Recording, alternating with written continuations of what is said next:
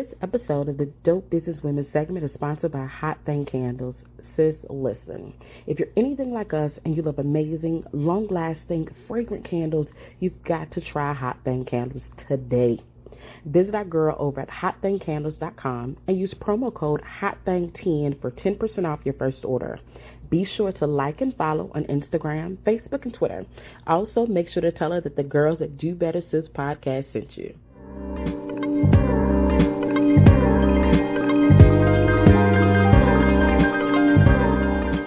Hey guys, so this is your girl Charlie, and we're rocking with Phoenix as well. And this is the next segment of the. I already started with the shenanigans.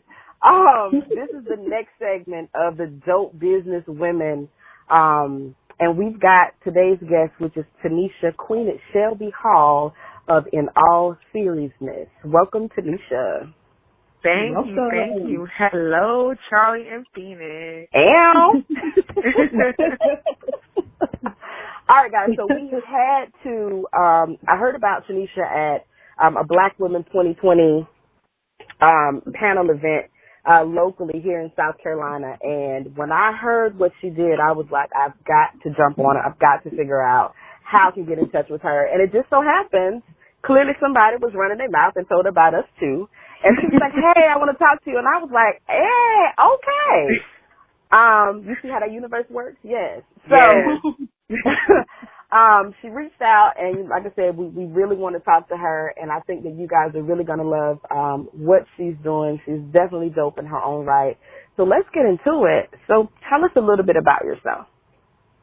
Awesome. Well, first of all, that was an amazing introduction. I do what I can. Do what I can.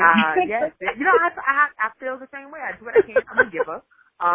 But yes, my name is Tanisha. Tanisha Hall. I go by Queen at Shelby.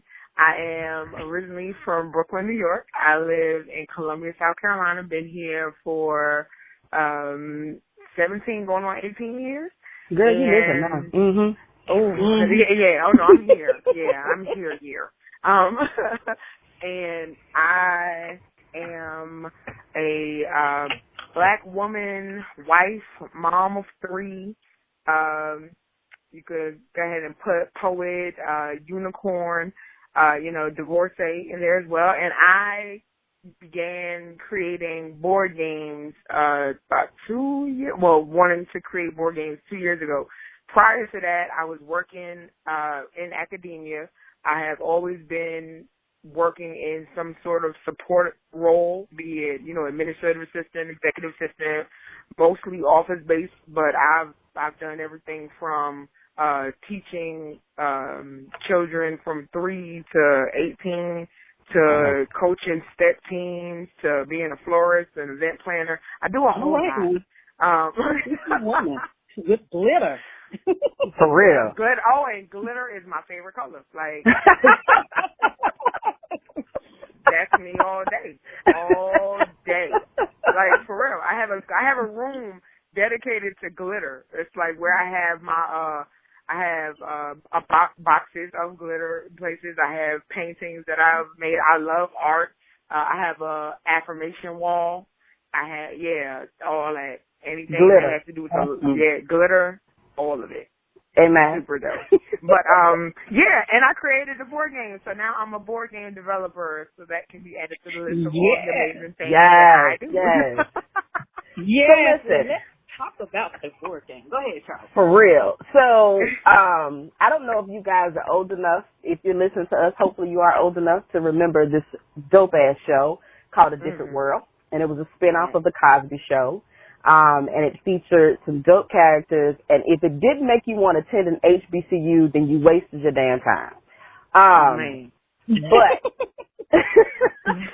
it's called Hillman Game, and we need to know about the inspiration behind the game, what's included. Just give it to us. Give us the entire spiel. Okay. So I'll start with the company, why I created my company, In All Series-Ness.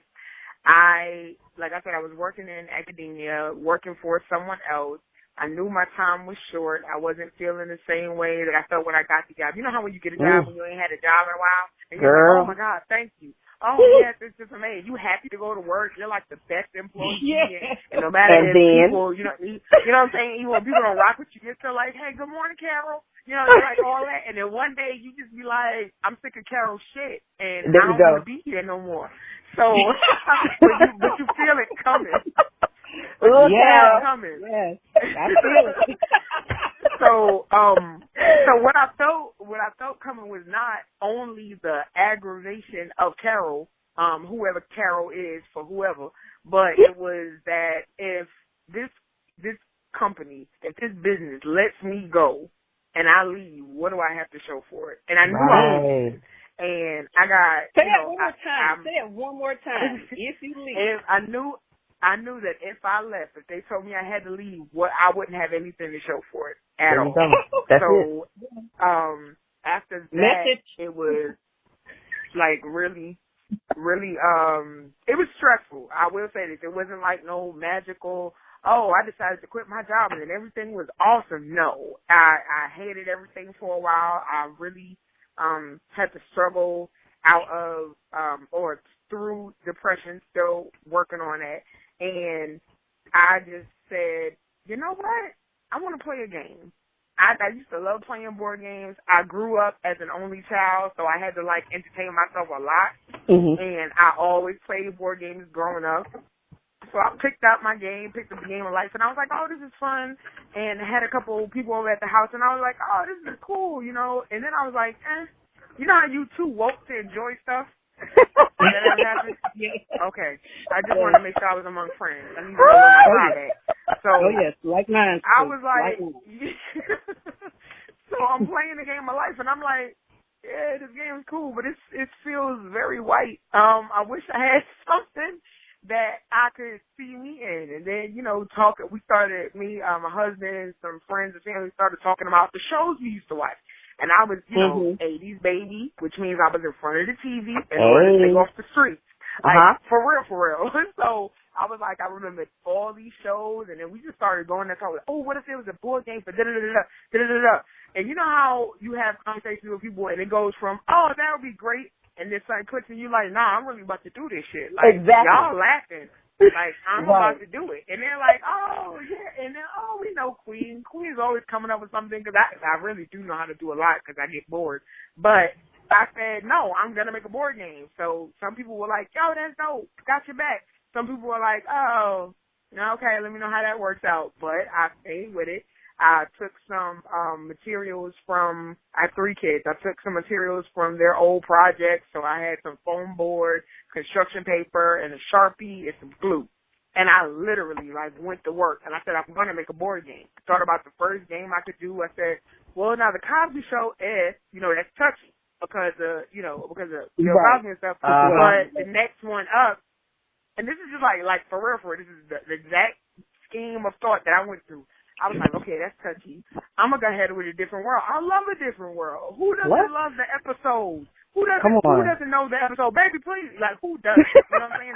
That knows the show. Who doesn't remember that? I said, damn, okay, I'm going to go ahead and do that. Then I started thinking about, all right, what did I want it to look like? I said, well, let's focus on it being about the characters so then we can, pretty much immerse ourselves in what we love. How would Dwayne react to, him having to pay rent on this space? How would Whitley react to da-da-da-da? So I came down with rules. I love writing lists and stuff. I wrote rules down.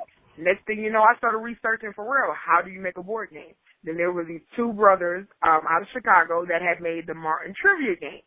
2 years prior to any of this thing that's going on that I'm telling you right now, 2 years prior, I had purchased the game from them on their site. I was telling all my friends about it. You could, go back to my Instagram and see what I was posting it. And then when I decided I wanted to make my own game, I said, well, damn, I don't have anybody to talk to. I don't know any other, game makers or black game makers. So I reached out to them. I said, hey, I love your product. I purchased it 2 years ago. I said, how did you not get sued? And they told me. and I said, okay, I'm going to make a board game. And they was like, all right, if you're really serious about it, if you have questions, let us know. I was like, for real? I thought I was talking to, celebrities. I was like, what? Y'all are going to help me? Like, for real? And they said, yeah. And then that's it. I just researched. I learned a lot about what it takes to trademark something, what is available to use, how to get around certain things. And that's it. I took off. Wow. I said, I'm going to make a game, and I did it. Wow. Like, that's so dope in its own right. Like, I saw the Martin trivia game, and I was like, okay, you know, Martin was a cool show back then. I don't too much get a little, I get a few kikis every now and again. You know, it's not as much now. But A Different World is something I can binge watch. Like, all day, every day, don't touch me, don't want to eat, don't want to move. Like, be quiet, A Different World is on. Yeah, fun fact about A Different World, real quick. Fun fact about me. Now, I was in college during A Different World, and we used to, every Thursday night, we all got together, met in each other's rooms, and we got together, talk about it, you know. I related more with Whitley. I thought I was a Southern Belle. Yes, I did. Okay. But fun fact, I actually went into labor watching A Different World with my son. Wow. Yes, it was on a Thursday night. It was around 8:21, and I went into labor with my son. Watching A Different World because I had to watch it. Oh my goodness! I had to watch you have it. A connection. Yes, absolutely. That's seeing well, this game was I'm really more exciting. Oh my God! Yo, that's crazy. Yeah. My first experience with A Different World, the show was, okay, so I wanted to be a Cosby kid, just always, because, you know, they had a big house. They was in Brooklyn. I was in Brooklyn. I was like, it can happen. Dreams can come true. I'm going for it. You know what I'm saying? One of these days, it's going to happen. But, when it went over into A Different World, and I was like, oh, this is about Denise. Now, truthfully, Denise was not my favorite character. Exactly. I just couldn't relate to her at the space that I was in when I was younger. Oh, my God, I love Denise. What? Being older now, listening to the things that she was talking about and just the way that she navigated through life, she wasn't perfect. She didn't have it all together. I'm like, oh, I get it. I'm actually more like Denise than I thought. Right. So, when I started seeing, the first time I saw A Different World, I was like, wait, what is this about? I was like, they're at college, but there's only black kids. What do you mean? College is for white kids, not for real. Like, I was like, no, college, like, the white kids is mostly in college. Like, where is the minority? And then I saw that, I was like, wait, what? And I was a nerd. I'm still a nerd. I was like, wait, there's black people, and I get to learn? Shut up. Gotta find out how this works. I never got to go. Well, I won't say that. I did get to go because I've been able to take my game to HBCUs now. I have been able to go to an HBCU, and I'm going to all of them. That's dope. But yeah, it was just so dope to see that. And again, why I decided I wanted to make games specifically was because I wanted to see myself, and I knew if I wanted to see myself in a board game, somebody else has got to want to see it or wouldn't mind seeing it, even if they hadn't thought about it. So I'll tell you a quick story about me taking the game out to places. And then because I talk a lot. I'm a mom. You know, I be trying to get it all out before somebody interrupts me and asks me for food. You know what I mean? Like, okay, just want to make sure I know. So one of the things that I realized was when I knew the game was going to be something for real, like it was a train I couldn't stop and didn't want to, was my husband and I have a 9-year-old daughter, and her elementary school is not far from our house. And this is what I do full time. I'm a full-time entrepreneur working on this business. So I went. She said, Mommy, could you bring the game up to my school? I was like, okay, sure. You know, and I'm thinking, these are kids, they're not going to know anything about A Different World. So surely enough, I went up to the school. I told them about it. I said, how many of you know what A Different World is? Cricket, except my daughter, because she's been watching me binge watch it. But cricket's a couple kids know, but not a lot. And then I told them, I said, well, it's based on the HBCU. So the kids was like, huh, HBCU? I said, y'all haven't heard of what HBCU? 3rd grade now. I was like, y'all don't know what HBCU is? They was like, no. I said, it's a historically black college and university. They was like, huh? And then now I'm able to give the feeling that I got finding out what? Yes. You go to college with all black kids? So when I got to tell them, and their faces lit up, and they were like, I want to go to one. I said, well, guess what? We're in Columbia. There's 2 HBCUs here. They was like, what? I'm going to Benedict. I'm going to Allen. I'm going to da-da-da-da. And then they got to see the game. And I saw these kids say, "Oh, I want to be Freddie. I look like her. Oh, I want to be Kim. I look like her. Oh, I look like Dwayne. Oh, you look like Walter." And I was like, yo, I almost cried, like, for real. But I was like, well, I don't want to freak the kids out. So I kept it cool. I did. Which that's important for our children to see themselves in things like that. Absolutely. I mean, and just for kids to know that there's someone that they can reach out and touch that is doing something. Like, they were like, oh, well, where did you get the game? They said, did you get it from Walmart? I said, no, I made it. And they were like, what? You made it? And then my daughter said, yeah, my mom's a game developer. And they're like, what? You could be the game developer? I said, yeah. Listen, I blew my mind. I was like, okay, can't stop, won't stop. Started being dick. That's it. Can't stop. I would have loved to have been in the classroom to see their faces light up, to see, okay, this is possible. This is me. She looks like me. She's doing something that I never knew existed. She's, introducing me to a whole new world through this board game. Like that, oh my gosh, I would have freaked the hell out. Like, where's the nearest bathroom? Close enough to outside, not close enough to the classroom, because I'm about to scream my goddamn lungs out. Like, oh my God. Right. Oh, my word. So tempted. Restraint is something when you bless your heart. I wouldn't have been able to do it. No, I just wouldn't have been able to do it. Oh my gosh. Like, so forget the questions that I had that I, sent you on the pre-interview. Just forget all of those. I mean, because this just takes it to a different level. So, a different world.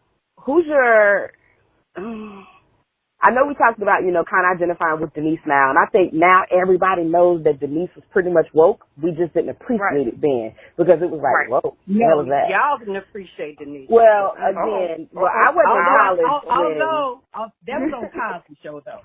But on The Different World, I definitely loved it. Denise, to me, on A Different World, she's alright. But on A Different World, I was like, okay, she's cool. But then she left, and I was like, oh, all right, the show ain't got nothing to do with Denise. But like, which character, and this is for you as well, Phoenix, I think we should pretty much all answer this. Like, which character could you most identify with? Now, I know you said Denise, but I see a couple other characters in there for you, Phoenix. Well, for me, with the Cosby Show, I definitely identify with Denise, because at the time, with the Cosby Show, I was in high school, so, and I had, if you ask anyone about me in high school, they'll say, oh, Erica was, Phoenix was weird, right?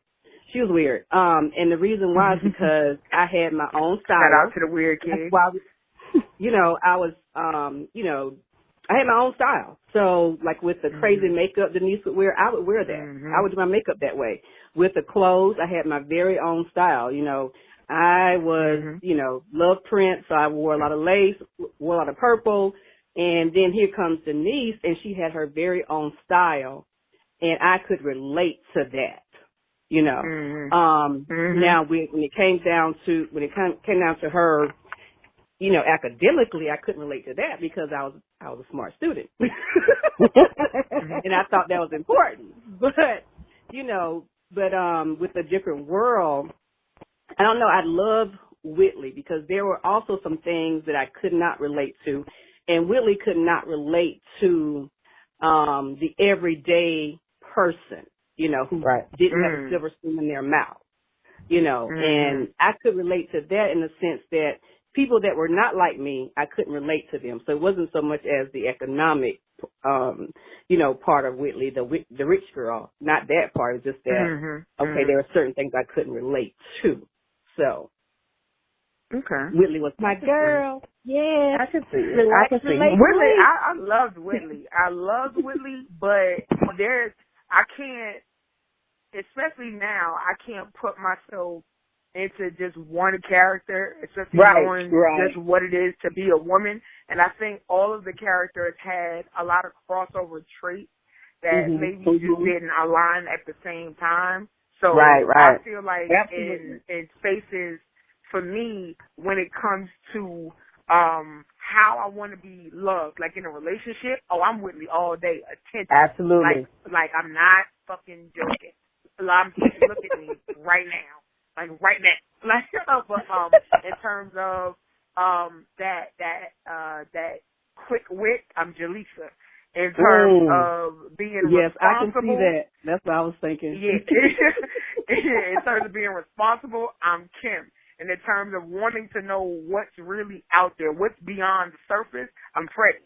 Right. Also, in terms of being someone who was once looked at as someone to pity or pick on, and then turn into someone that's more assertive and speaking up for themselves, I'm like Dwayne. So there's a lot of different facets of my experience through the characters of a different world, and I think that's another reason why the show transcends through decades the way that it does. How I have a 17-year-old son. We have a 14-year-old son, 9-year-old daughter. All of them watching the show with me, they can all get it because they all see pieces of themselves in it, or pieces that are forming, or how they want it to shape up. It's all there. So I can't. That's a trick question. I say that's a trick of the devil. I don't ever really answer it. I just say this show. Debbie Allen will be my favorite character. You know what? You better. As we evolve, we can see ourselves in all of them. Like I can see myself in Jaleesa. I can see myself in Freddie.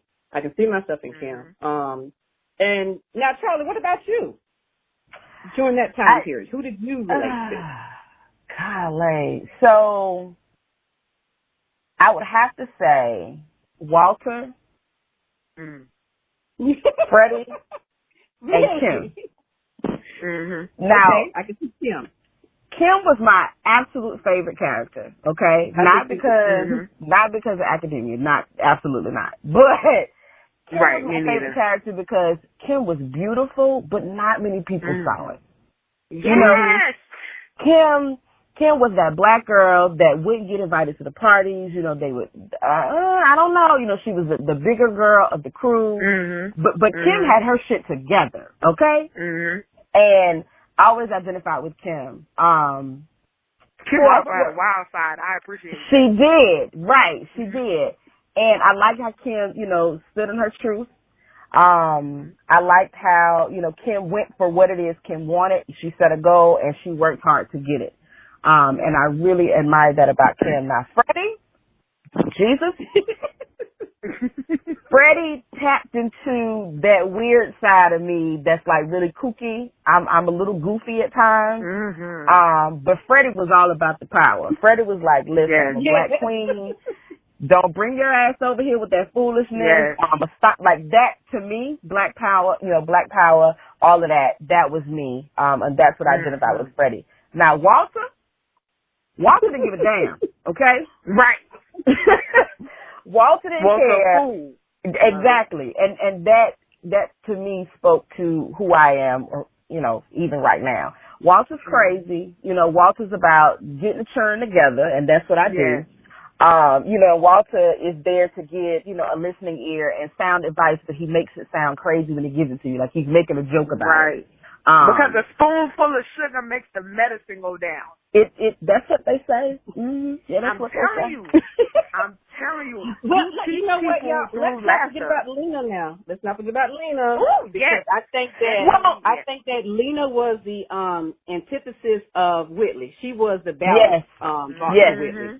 And I love that because, they bumped heads, but she brought balance. She really brought balance. Yes. She really did. I think Lena represented a freedom that Whitley wasn't brave enough to face at the time. Exactly. Yes. Lena, that's why I feel like for me, that's why it affected her when Dwayne was getting kind of chummy with. Because it's like, this is the daring side. You know what I'm saying? Right. He's silly enough to play basketball in an apartment in a trash can. Like, you know what I'm saying? Let your hair down and stuff like that. So can't forget about that. Shout out to Jada. That's right. Oh man, so many good memories. Like going down memory lane. It is. And this is exactly why I did it, because think about how many times you just got wrapped up in conversations. You can have a conversation with a stranger right now if they look like they're about to mention something on a show or a sitcom that you can remember or relate to, you start thinking about where you were at the time that it came out. You start thinking what clothes you was wearing, you know what I'm saying? Exactly. What boy you like, what girl you like, and stuff like that. It takes you, it travels. It's the way that we keep our story alive. And I had to make sure that I did it in a way that it was like, okay, so it kind of sounds like I'm tricking people into loving, but that's exactly what I'm doing. I want people to be happy in front of each other's faces, and that's why I have chosen board games and not an app, because I want people to sit at a table and be like, I saw the most beautiful thing the other day. My husband and I went to, in Colombia, they had this house music festival, and it was outside on the, at the stadium of, Benedict, one of the HBCUs in Colombia, and there was this woman that was out in the middle of the field dancing with her granddaughter, and it was just dancing. And I was like, this is what we need. We need to be in each other's faces. And I remember playing Hillman Game, and I'm looking across at my daughter, who's never seen the show really, but she can play it. So fun fact is anybody can play the game, even if they've never seen a different word a day in their life. And I've proven it with play testing. It is hilarious. But by the end of it, they want to know about the show and they've connected. Let me ask you about that, because I was reading some of your story, and you made that statement. Even those who may not know who Dwayne is. Okay, so for people who are not familiar with this game, how are they getting enjoyment out of it if they don't have the knowledge behind it? Like, how does that work with this game? So when I designed the game, I wanted to put elements in it that were simple enough for people to be able to adjust to their experience. So it's really just you roll the dice, you land on a space, you do what the space tells you. You have spaces for salary, you have spaces to pay rent, you have spaces to answer a trivia question, and you have spaces to pretty much follow directions on a card. So even if someone has never played the game and never seen the show, if they get to a space that has a trivia question, well, there's multiple choice.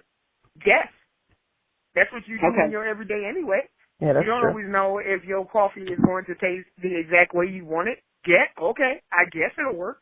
So that was the mind frame I had behind it, and keeping it simple enough for people not to feel like it's work, like, or I feel like I'm going to be left out. I've had, and I make it clear that I make games for Black people, but any race can play it. It's been proven. Right. I've had people play it, and they're like, oh, well, who's Dwayne?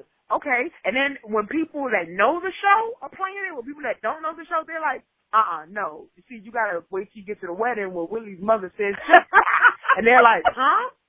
And now you got someone that really wants to care about why you care so much. And then they start seeing your culture in a completely different light than what they may have been used to or what they haven't been brave enough to ask for insight on.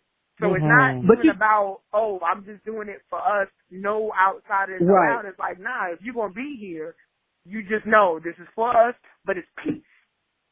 So but you do give I did notice that you give the background on each of the characters. So that could give some insight as well if they're answering, a question about one of the characters. Now, you mentioned about, you want to do a board game because, it reinforces the importance of that face-to-face interaction, right? Instead of an app. So in a world where, all of us have phones in our hands or tablets or they're on PCs, because gaming is a big thing and people are constantly, in front of a screen. How do you foresee this evolving? Like, will it ever evolve into maybe an app? Because a lot of, when you talk about gamers and people who are playing games, you're looking at age limits, like I think I read there was like 18 to 35 that are heavy gamers. Like, how are you going to, who your target audience for this board game? Right now, my target audience is 25 and above, just because they're more apt to not want to be so much on buzz or so much on on digital time where they have to be in their phones. Because I've seen 25-year-olds that are like, look, ain't nothing on the internet. I'm either sad or I'm irritated or someone like that says something triggering. I don't even want to look at my phone no more. But we're all programmed to be like, oh, we need it. So the transition over to it, what I found is people being able to record that they're playing an actual game has been wanting more people to want to get in front of the game and find other board games to play and have kickbacks and things like that. So people are putting the phone down, even if it's just for a moment for them to pick it back up and take a selfie saying that they're beating someone else at a game. They're still spending time. Any time that we can get in front of each other is valuable. So that's true. To answer your question as to am I ever going to go to digital, I'm not really sure. I always wanted to be a game show host. I foresee myself being on TV doing this and inviting people to come and, again, interact, be active, actually be enveloped in something. And I think that one of the things about my game and other board games that I've been seeing is that it's allowing us to escape, even if we're escaping into the eyes of each other. I get to be a character. You get to play. We get to play. We just get to play. I don't have to think about how much is this going to cost me right now of my how much, when do I have to write this paper or when do I have to pay this bill? I just want to play right now. So to get away and put all that other stuff down that reminds you of all the work and all the heaviness that we already have, that's my target audience. Anybody that wants to, even for a moment, put their doggone phone down. That's who I'm going for. That's it. And they've been showing up. I have to say, I'm surprised when I started doing this, and I'm not like a guru at social media marketing. I'm actually very aggravated. I cannot wait until I am at a place where I can hire several people to do this because I want to be able to give people, because there's people that love this shit. I don't love it. Like, I don't love the social media part of it. But, not the social media part of it. But there's someone out there that does, so I can't wait to give them the opportunity. But in the meantime, what I've learned is... Shameless plug. I do own a marketing firm. Next. Okay, keep going. Yes. Listen. Yes, there you go. Because that's what I'm talking about, Lord. Thank you, Charlie, for typing in. Come on, Lord. Yeah, I'm like, okay. Shameless Charlie. I love it.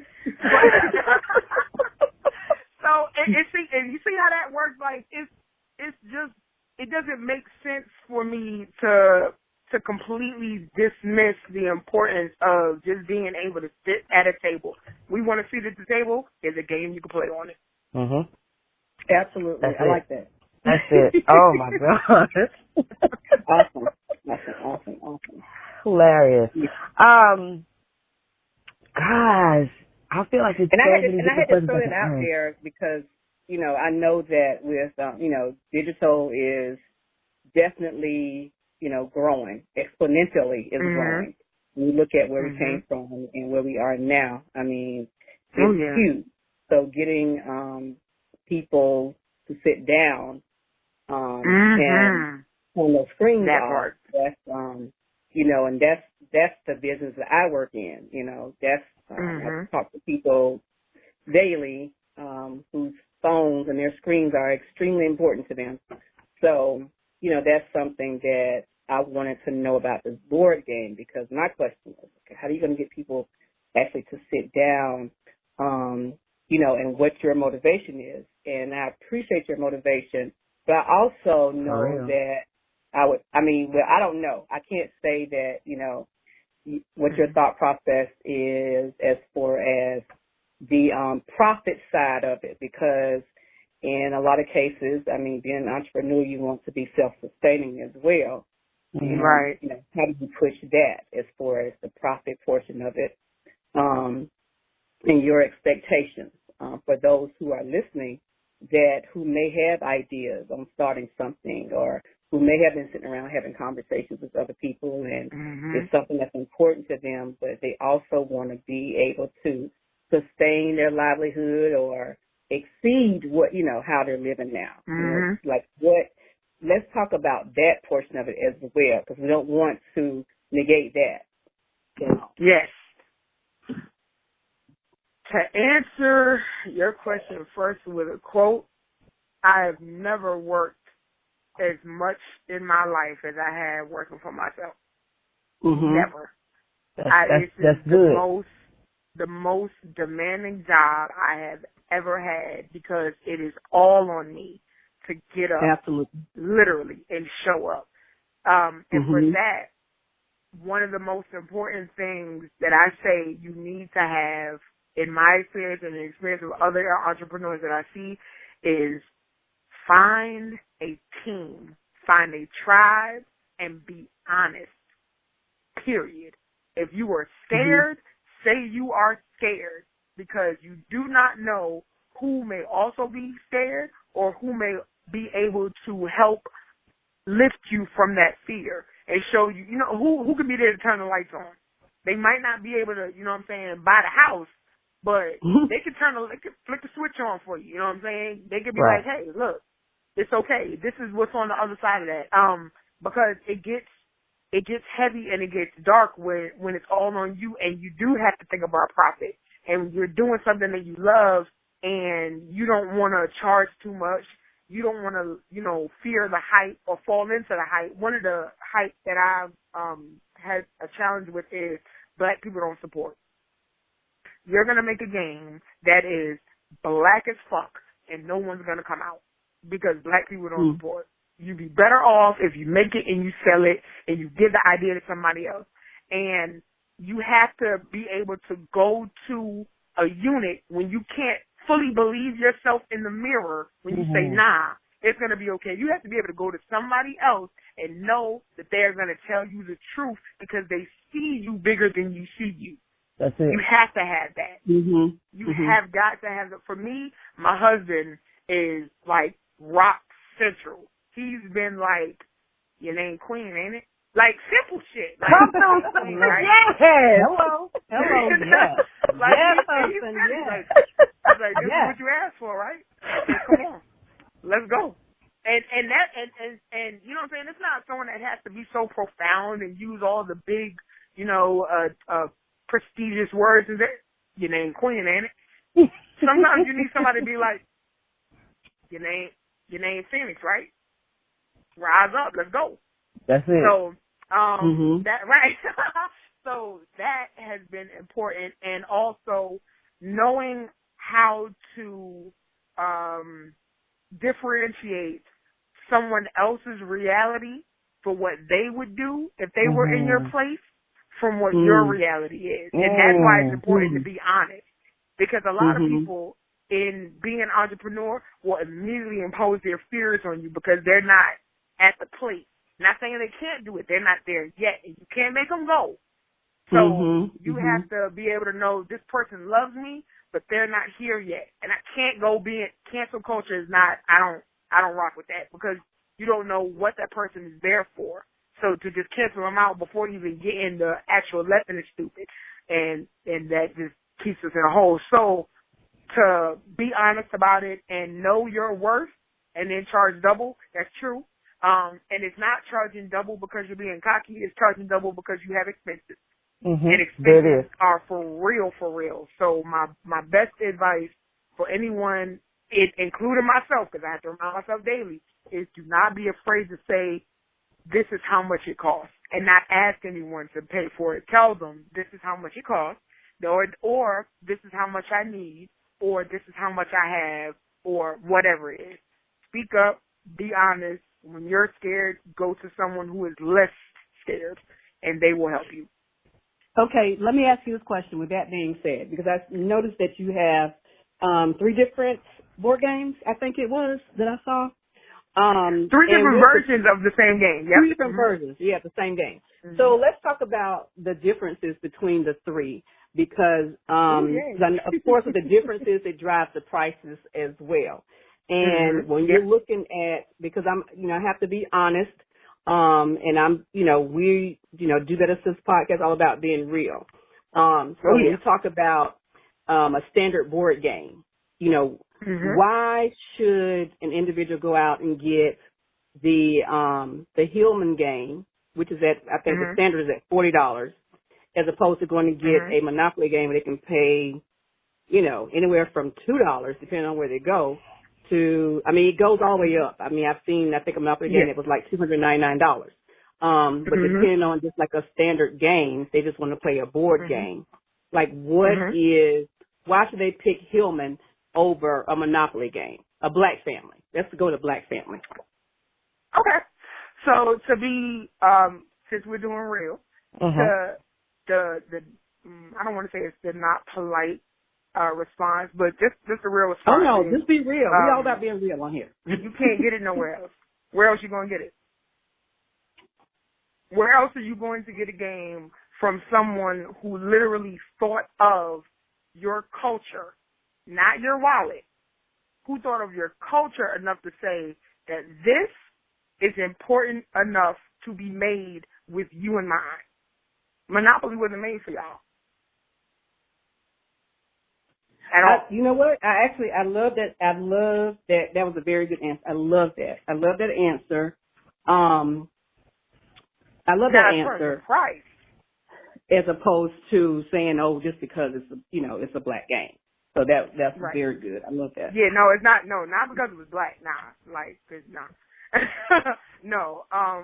This game was it was created in order to be a conduit for togetherness and for a celebration of who we are. And that's why I didn't want to just make one board game and say I'm done. There's so many other things about it and so many other shows that shaped us that I have to pay homage to. So that's one that's coming next. But when it comes to the price point, I'm not going to say no one. The average consumer does not care how much it costs to make the game. But in order to make sure that I am being honest, again, when it comes to money, and especially for a black family, the standard is $44. I wanted to make sure that I gave different tiers because there's different types of consumer.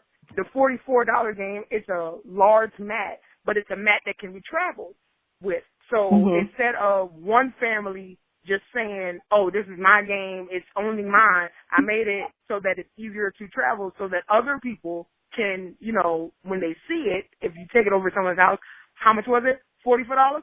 Oh, okay, that's about a week and a half of Chinese food. I can do that. I try to figure out different ways, like for real, I try to figure out different ways to rationalize it. And Absolutely. Because that's how you have to think about money. Okay, what could I do with this money if I wasn't going to spend it on this game? So that's why that one I wanted it to, I needed it to reflect. It isn't a $19 game. It's not just a regular game that you'll get at Walmart. It's something that it has care in it, and that is going to cost.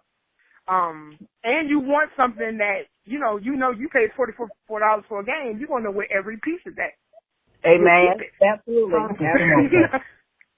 Now the standard, that's the one that's a step up. That one is $60, and that one is a bigger board, and it's actually a card board. So this is for the person that, wants to be a little fancy, wants to pull it out of the table, come, family reunion, Thanksgiving, got a little bit of bonus something, you know what I'm saying? I had a 20 stash, I didn't know it. I can go ahead and put that to the game a little bit, you know what I'm saying, and keep it nice and pretty and safe. And then the 200, the alumni, that is for the mega fan because it comes with original artwork from the artist that did the illustrations. It comes with extra cards. It was just extra. Because they want the board and the mat. They want the full set. They might want to put it on display.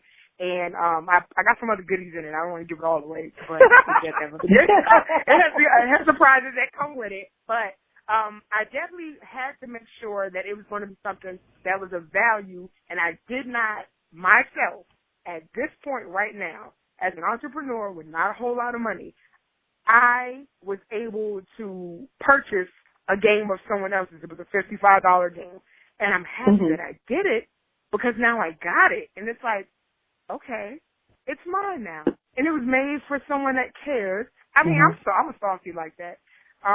But I didn't want to price anything that I would not buy myself or could not really buy myself. So that's why it's not $150 or anything, super outrageous like that. And also, fun fact, it is $44 and not $45 because that's not my person. For real. That's why the price is $44. Gotcha. I'm laughing. I'm laughing because, yeah, exactly. That's why I'm laughing. That's exactly why I'm laughing. That's exactly why I'm laughing. And I'm hoping y'all really picked up on that. Hoping y'all picked up on that. For me personally, when it comes to supporting, as a full-time entrepreneur, when it comes to supporting other entrepreneurial dreams, I'm here for it. When it comes to, someone selling a t-shirt for $35, as long as I know the story behind the product, I'm good with giving you my $35 plus tax. And when it comes to the board game, I'm like, Hillman, hell yeah. Okay, let me see exactly what this is about.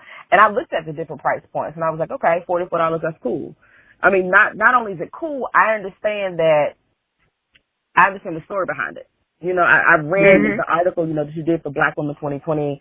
And I actually, asked some questions. Yes. I asked some questions of, some of the people that we know. And I was just like, okay, so tell me a little bit about her. And they was like, look, she's dope. And I was like, okay, give me a little bit more. Give me a little bit more. And, because I need to know who I'm talking to, because I need to know exactly how this interview is going to go, because it could have been, okay, so tell me about the game. Yeah, great. Okay. Right, and then, after 15 minutes, it's like, all right, so our time is up. But, what else is there to say? Yeah. Exactly. Like, girl, get your ass off here. But, I'm good with the actual price point, at 44 or 45. But again, that's me as an entrepreneur, because I know when I price my stuff, I got bills. I have things I need to do. I have to market additionally, and I work in various spaces. So one of the things you said a few moments ago in terms of not being afraid to, stand in your truth in terms of pricing, that we can talk about that shit all day. Right. Because it's something that we all need to learn, and I felt triggered when you said it, but that's because I also have to do better about myself. But we as Black people, we have to not go to, oh, she's charging 44, I can go get the Game of Life for $5 at the Five Below, or I can go to Walmart and get it for $20. Okay, so first of all, life don't have shit to do with your life. That's number one. Two, the people on that damn board game don't look like you. They don't represent you. They don't know your struggle. Okay? Three, you got to be able to support the people that look like you so that more people that look like you are in the space that you want them to be in, period. Absolutely. If you don't support the people that are taking out the time, they're being pioneers to be able to put themselves in that space, you're not going to see yourself. And then you're going to always be complaining. Like, there's not always something to complain about. Shut the fuck up. Support the people that are trying to be there and do this thing and give you what you need, because we can be in every space. We dominate everything else. Right. We dominate everything else. You know what? This is my thing. I think that, and the reason why I do pinpoint on pricing is because there's a segment of our community that get left out. So we don't want to forget about them, because I think about those people who can't readily afford $44 and really need this game, because they really need to see themselves. They need to see themselves represented more than even, people that could afford it or can afford it. They need to be able to see themselves. I think about, there are people that I know who, they would enjoy this game, but if I have to decide between I have to go get a meal or this board game, so we can sit around the table together, which am I going to choose? So that's one of the reasons why we cannot, we want to make certain that we support each other. That's extremely important. When we think about, building Wall Street, the Black Wall Street, we have to support each other, and we can do that, because if you can go out there and spend $300 on some bundles, you can surely spend $44 or $60 or even $200 on a board game. That's where you will see yourself represented. But I just don't want, and Charlie knows this, one of the things that we first started talking about when we started Do Better Sis Podcast, for me, I look at some of the people who need the information that we provide to them, who need to be represented, and who needs to know that, you have an opportunity. Because even in the Hillman board game, as you see people from all economical backgrounds. You know, all economical backgrounds. So all of them didn't have money. Yes. You know, but you can go to college. But I want those children to know that, you know what, when I'm sitting down playing this board game, my family don't have much money, but look at Lena, you know, where she came from. Look at Dwayne and where he came from. You know, this is something that I can do. So that's one of the reasons why I wanted to discuss the pricing and the reasons behind it so people can understand. And just like you just said, Tanisha, about, okay, because some of those same people who really can afford it, they will go out and buy Chinese food every day. Yeah. You know, so yes, you can you have to sacrifice sometimes, you know, to make your family better. So, and this is one of those things that I believe would definitely be worthwhile in investing in. I think one of the things I want to make sure that I promote when I talk about my game and just supporting Black businesses at all is for some people need to hear, oh, you need to sacrifice this in order to make something else happen. And some people need to take the word sacrifice out because it's triggering and just replace it with the word choice. Just choose. Just choose. And no matter what you choose, whether you get my game or not, at the end of the day, you still Black. I'm still going to be here. The game is going to be here for you. And who knows? You know, I'm working on ways now to make sure that this game is more accessible for people, even though I am going to stay true to my, you know, to pricing, because one of the things a former people pleaser would do would be like, oh, no, it's $20, and then you won't see me next year. You know what I'm saying? But yeah, I totally agree that it needs to be accessible and where I'm working on it. I know I am. I will be in conversation with many to make sure that it happens. So yes. Absolutely. Very good. And let me say this, as a person, again, who has to come up with her own products and services and help, you know, African Americans. I mean, that's really all I pretty much service. I mean, I have clients of other races or whatever, but we're not talking to them right now. We're talking to us. Right. So this is my thing. We go to the club. We pop bottles. We buy bundles. We buy all the Fashion Nova shit, be it on sale or it's not on sale. We go out and we get these Jordans. We stand in this line. But when it comes to supporting our own, we have a problem.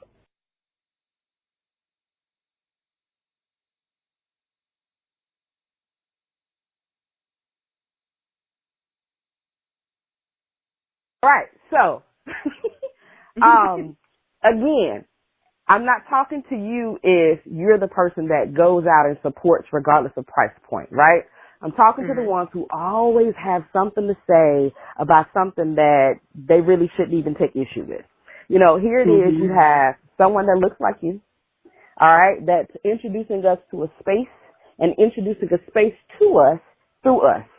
Support, period. If you can't afford the $44 price point or whatever the not 600, Jesus, I'm sorry. It's coming though, speaking into existence. You know, the $60 or whatever dollar price point, go in together, buy it together. We go on girls trips. We go to brunch. Hey, Phoenix, I got $20. You got 20 on it? Cool. Kay, you got the other 4? Let's get it. And share the goddamn game. Not just that's how my auntie stuff used to do stuff. They would buy something together and So like I go out, but they go all out for Christmas, all out for birthdays. Hey, great Christmas present. And your children need this, not the children. Your children need this. They need to be able to see themselves in a space that we don't have no damn board games with people that look like us. No, right? Not really. There are some coming out. I was going to say another thing that we talked about earlier is that face-to-face interaction, because we need to be sitting down with our children. Yes, we do. Above anyone else, any other group, we need to be sitting at the table interacting with our children. Yep. That's extremely important. And our children, not only that, our children need to see us having fun. Our children need to see us absolutely. happy. They need to see us happy together so they can know what it looks like, so they know that it's not foreign, it's not bad, it's not wrong. I love it when I see families that are like really celebrating and you see the kids over at the side looking at the uncles. Oh, there go Uncle dancing again. I love that because when they get older, they're going to remember that. They're not going to remember, oh, Uncle such and such couldn't pay his bill or he had this. They're going to remember when he was dancing at the barbecue, and they'll bring it up every barbecue. They're going to remember if you were Whitley Gilbert and you smashed this game and left everybody with no money. They will remember that. They won't play with you as much, but they will remember it. Well, they actually, and that's the thing. But you know what? Exactly. That's the thing. With my family, we play, holidays, we always play games. You know, we love, we do karaoke, we play games, we're always I'm responsible for bringing games to to the different functions we have. And, and I'm going to say this, unfortunately, I know we do karaoke and crab legs on New Year's Eve, and we played, I hate to even say this, but I'm going to say it, we played Ratchet Jeopardy on the smart TV. But the thing about it is, you think about the fact that it's called Ratchet, but when you look at the statements that when someone says black sayings for 300, they're saying they're calling it ratchet, but really it's not ratchet. It's just our culture, right? It's just us. Seeing us in a positive light is extremely important. And that's something I would gladly take. Okay, y'all, we're going to play the Hillman board game, this New Year's Eve, not no Ratchet Jeopardy, because it's not ratchet. Our culture is not ratchet. Our culture is not ghetto. It's who we are, and we should be proud of it. It's also not a novelty. It's not right. Absolutely. You just pick up because you want to nah. And play. To take it a step further, everybody else is making money off the culture. Absolutely. Well, and that's what I said. So I've learned that I am going to meet a lot of different people. There was one person that told me that I needed to, I needed to not market. I needed to not be so black, like whatever, too black. Whatever. And I was like, I don't even think that's a thing, but sure, all right. And then they're like, in my business, most of my clients are white, and, it's just the way that, I said, well, for one, no one has really ever tried like that. I mean, we try, but you know how it is. You get defeated, you feel deflated, and you're like, man, this ain't going to work, and then we stop. There's too many of us that's like, nah, that's not going to work. But there's some of us that's like, nah, it's going to happen, and then we go for it. I had to be one of those people because if not, then we'd have Parker Brothers coming out with a different world of game. There you go. That's it. And it's oversaturated. That's it. And then you'd be like, huh? How did they get to make it? Man, I thought of that idea. I should have did it first. Okay, well, there you go. And this is absolutely the right time to do it because we have a rise in black nationalism that's going on right now. Ooh, and this is the perfect time to do it because we are seeing ourselves. We are waking up and we are seeing ourselves and we are seeing that we have value. So absolutely. There's no such thing as too black. Look, I'm black, period. So what do you mean too black? I am who I am. I don't. At the end of the day, white people don't have to define themselves as being too white. So we don't have to define ourselves as being too black. At the end of the day, it's nighttime, and you will still be in your skin. So, I can't be too black, and that's the thing. Like, we say these things, and we throw them out, and we throw them at each other thinking it's going to strengthen us, when what it's doing is just perpetuating the same mess that's been holding us away from each other, not even down. Amen. There you go. Away. We're not even down. Amen.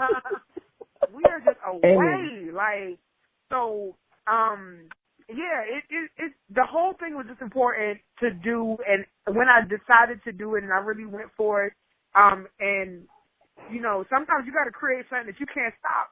That's it. You have to be forced to be like, oh, okay, it look cute. This is going to be work, but you can't stop it now. This is something I don't want to stop, can't stop. And I'm just learning too much. Life. Even the board gaming community, there's a lot of black gamers. As a matter of fact, through making Hillman Game, someone that I don't know told someone else about me that I don't know, and they invited me to Omaha for an event called AfroCon. First thing I said was, the woman, her name is Jade Rogers. She founded it, and I think it's in the second or third year. And the first thing she said to me was, yes, there are black people in Omaha. When she invited me out there, and she said, and the black nerd community is big. Just the wokeness, the black community, the appreciation for being ourselves is big in Omaha. So I'm currently fighting to get to Omaha. I'm doing a fundraiser. Girl, let me go to AfroCon as Storm. Let me go to AfroCon as Storm. Look, Storm right from Ethiopia. I don't know that, but she's right from Ethiopia. So look, they don't whiten Storm up, but Storm is right out of Ethiopia. Okay, she's one of those mutants. Listen, that comic conventions are amazing for people that love bundles.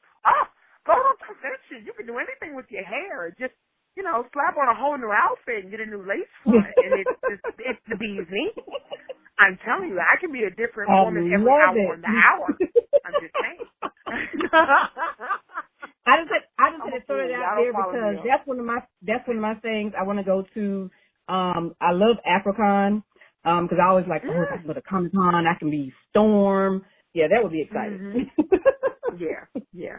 So I'm trying to get there. So I am doing a fundraiser and all of that. I am $400 away from my goal, by the way. And the convention is in less than a week. Say that a little louder. Start listening to hear you. Let them know what you need. So I am $400 away from my ticket to AfroCon on July 19th through July 21st. Well, the convention itself is July 20th. So I'm 400 away. I've been fundraising for months to make sure that I get it there because, entrepreneurship is hard. But anyone can reach me at Hillman Game on Instagram, DM me. You can go to GoFundMe. There's a GoFundMe there for Get Hillman to AfroCon. You can go to my website and buy the game. Wait, we're not there yet. I'm wrapping up. My bad. It's all right, right? It's all right. $400 away. But yes, you can go to my website, which is iasgames.com. And IAS for In All Series-Ness, like TV series. And you can go there and pre-order the game. The game is going to be out and delivered in October. So we're doing pre-orders for it now. Oh, it's so pretty. I can't wait for people to get the game. I'm gonna cry. Awesome. I can't wait. Well, listen. You better get a game and have a podcast while we're playing the game. Yes. Get out my mouth. That's what I was about to say. Listen, I'm here for it. Do you need a host? I have a great game voice. Seriously. I do. I think I can do it. I think what we should do is we should pre-order the game. I think we should get, when we get the game, I think we should play it live. And I think we should have wings, the Hillman Game, and a little wine and a lot of fuckers. That's what I think. Hold on, because you said wine. You said wine. We love wine. In fact, I don't know what y'all are doing, but I have my wine glass right here because normally I have water. I have water right now. I have water now too. I have water and wine. So okay. Well, we can work it out. My husband's a personal chef. So, Listen. Yeah. Come on and do team things, sir. I'm in a family of entrepreneurs. I said I'm going to be the first multimillionaire in my family. Claim it. All right now. Claim it. Claim it. Here. Okay. Two or more. Look, where two or more are gathered. That's what they say. Come on now. So, hey, we can all agree. Let me ask this, because initially we had you scheduled to put it up next week. If you're leaving on the 19th, I need to put you up today. So we can help you get to AfroCon. So, yeah. we're just going to switch that up a little bit. Oh, my God. And help you get together. I mean, one thing about us is, again, we definitely support entrepreneurship because we are entrepreneurs. Like I said, we've got our hands in 50, 11 different pots right now. Yes. In 27 different industries. So, when you meet somebody, especially knowing what you go through on a day-to-day, being a full-time entrepreneur, when you see somebody that can identify with the struggle, you have to do something, you know what I'm saying, to help them because you know. So, we're going to go put your fundraising stuff up. We're going to get you together. We're going to get your pre-order link up today. So we'll talk about that offline. But I will do what I got to do today to get you put up a day. Well, we can change early. We got to get you there, man. We got to get you there. I believe in the game. I can't wait to play the game. I can't wait to I cannot wait for you to play the game. It is so much fun. I love playing my game. My kids now, so one of my teenagers, he be trying to act too cool to play it, but he be secretly like walking past her like, it looks like fun. I'm like, just play this shit. Like, stop playing. But I do want to say this before I go. Something that I want to make sure I put out there for anyone that's becoming an entrepreneur is make sure that you put your mental health at the forefront. This will test you. Yes. And you need to know that it is okay to say when you're not okay. I know that in my background growing up and just in my environment, I didn't hear a lot about therapy. It didn't sound like good words. It always meant you were crazy. And as a result of that, I know I shied away from it because I was like, no, because someone's going to think I'm not like, we need to be here. Our mental health and our physical health is important. I started it's not even really a challenge. I just changed my lifestyle up. I dance every day for 20 minutes until I sweat. Like, dance, and I've been posting it every day to keep myself accountable. And, again, start something that you can't stop. So I want to make sure that I'm saying take care of yourself. If you are an entrepreneur, you're creating a legacy, you want to be here for that shit. Do what you need to do to be here and be whole when you're here. And understand that when you are not whole, it's okay because you have a tribe that will help you get there. It can happen. It can absolutely happen. Broke or not, whether 2 or 200, it's going to be all right. Oh, love that. That's it. Definitely appreciate you for saying that. If anyone has listened to our previous podcast, that's something that's huge for the Do Better Sis podcast. We definitely believe in being strong mentally, and we definitely encourage you to seek therapy if you need to. That's very important. Don't be afraid. Don't be afraid to do that. Save yourself. Please. You know, only one you got. You know, only you there is. You know? Only you there is. My mama told me that before she passed away. She said, you're the best you there is. And Charlie puts it out there a lot about checking up on your people. Go ahead and talk about that, Charlie, for just a second. That's important. It's huge. It's huge to me. I am, in some of my circles, I am the strong friend. I'm the friend that everybody comes to and vents. You know, they be wanting me to put on a too tight Tim. So, you know, if you've listened to the podcast before, you heard about my too tight Tim. Yep. You know, the one who is always there, but it's not a lot of folk to check up on me. And, you know, at times when you're going through your own thing, it kind of bothers you, and other times you be like, oh, whatever. But I think it's very important to check up on your people, be it you talk once a month, you know, you talk once a year, whatever have you, because we're all going through something, you know? And it's important. I mean, like you were talking about therapy. I thought therapy was a damn joke. And, you know, like, we're doing the African American people, oh, don't go, you're crazy. Or, you know, that's for fool people. And then, again, to get time off from work, I went, and it was the best decision in my life. Like, and Phoenix helped me with that. Because before I was like, I'm not doing that shit. I'm not going to lay on nobody's couch. I'm not going to here and talk to these white people about what the fuck I got going on. I think we always got to lay down.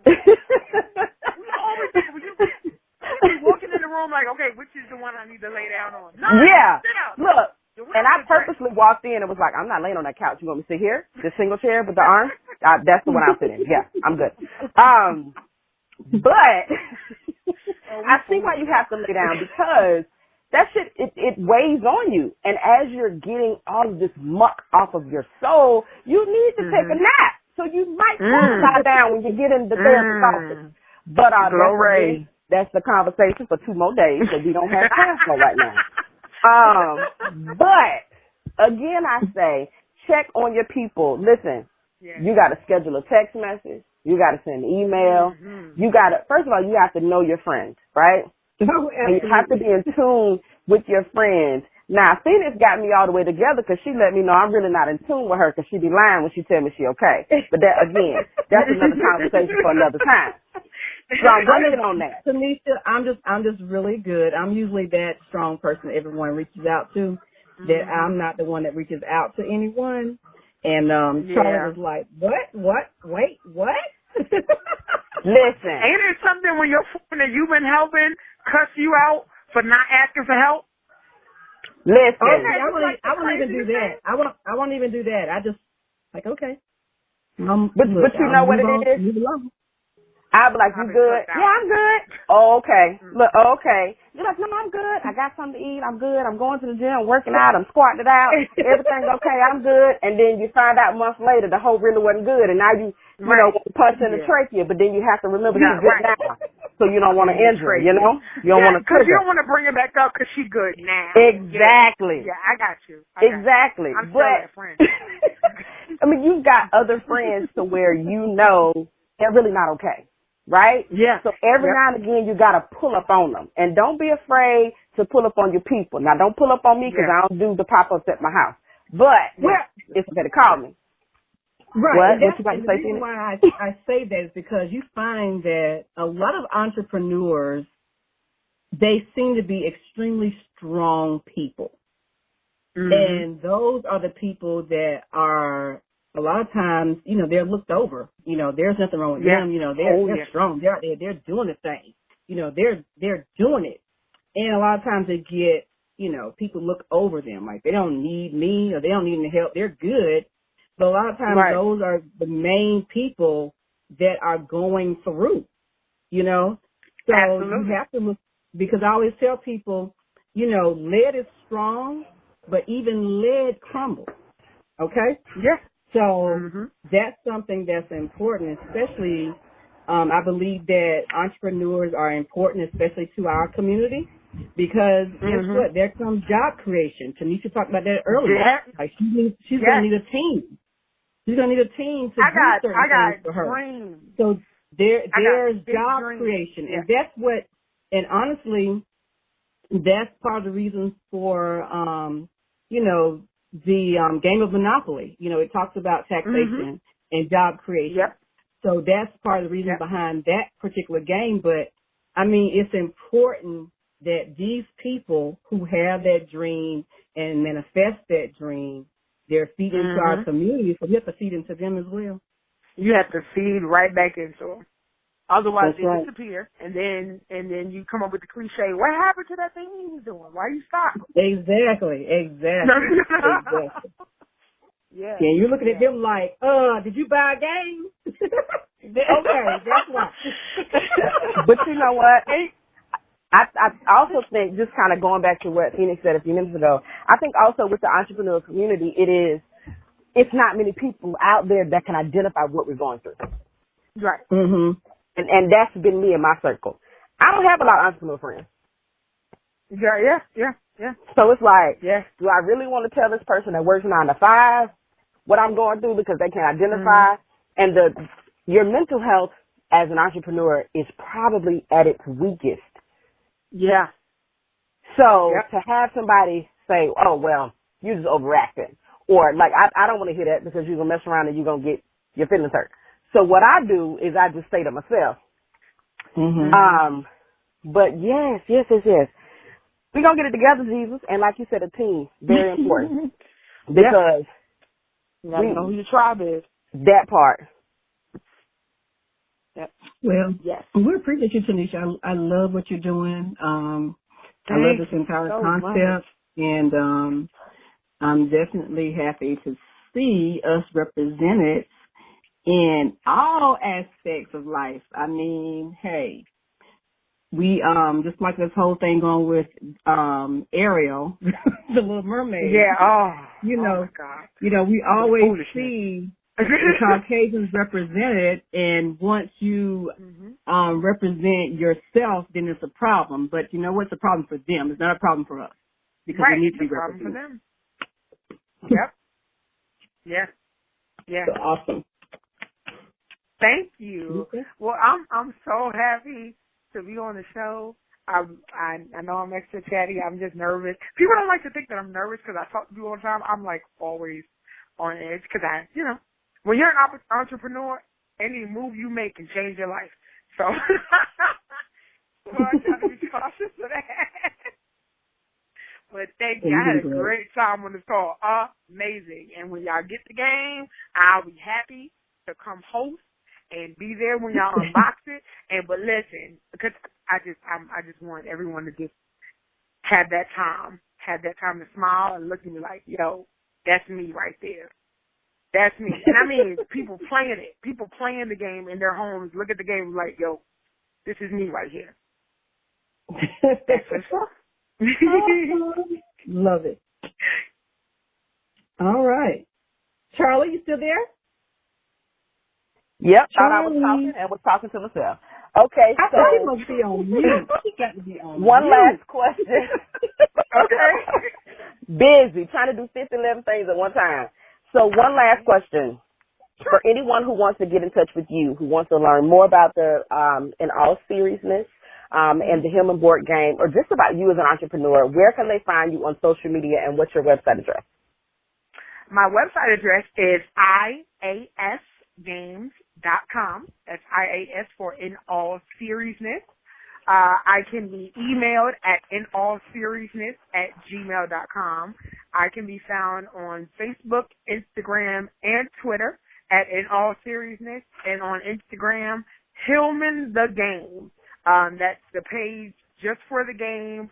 I answer all questions there. I put up some pop-up trivia, some videos, some just nostalgia posts and things like that. And in Columbia, South Carolina, every month on the third Tuesday of every month, I host an open mic poetry show fused with a game night. So we start with open mic poetry because I'm a poet here in Columbia also, and that's where the Queen Shall Be came from. It's my faith name. And we play the game, and we end with a soul train on at Taps Art Center. And you can find out about that by emailing me. That sounds fun. One quick question. With the game, do you think that you'll maybe create like the those large size games? What is it called? Oh, the long ones? Yeah. Yes. Okay. I'm here for it. I'm excited for that. I want people to like be at the actual moving pieces. Yes. I think that'd be hot. I think that'd be so dope. That'd be so fun. So dope. Oh yeah. I'm here for it. Yes. Okay. All right. Well, this has been another segment of the Dope Women business segment for the Do Better Sis Podcast. Thank you so much, Tanisha, and you will be back.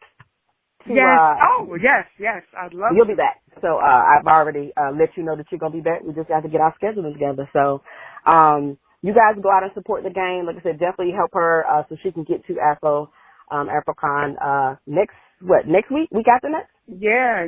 We got the next. Yep. So I'll definitely have it. I'll put it up. I'll edit tonight, and then I'll have it up first thing Monday morning. So we got to get her to the goal. So we can definitely do this for $400 real quick, fast and in a hurry. Thank you so much. Thank you. Yeah, thank you, Tanisha. We appreciate you.